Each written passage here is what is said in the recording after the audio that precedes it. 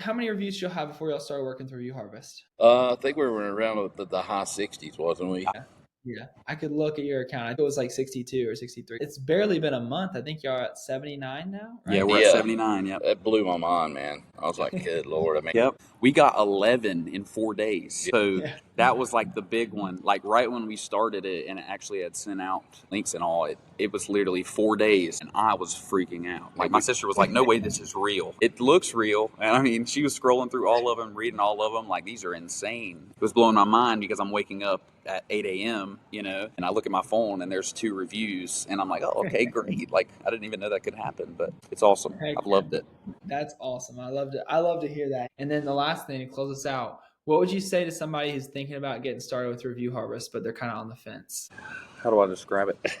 Your first 5 days, you'll probably be blown away and thinking it's a scam, because they're coming I so fast. genuinely thought there's Couldn't no believe way it. this is real, because the amount of time it would take us to get 10 reviews in a normal aspect's probably a month, 2 months, 3 months. It could vary. So Yeah.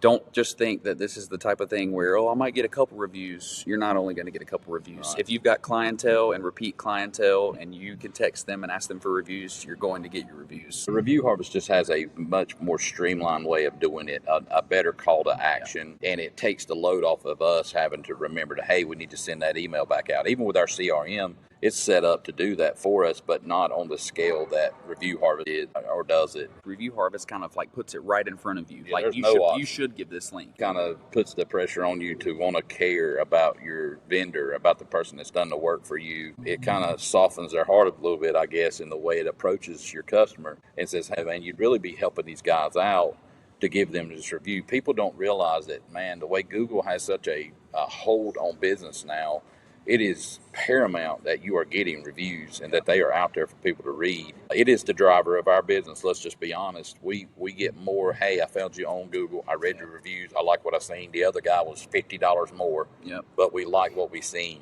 And so what I would tell you is put a good profile out there. Really, really care about your customers. Don't just say it. And then you put Review Harvest on top of that, puts you always in front of them for that review.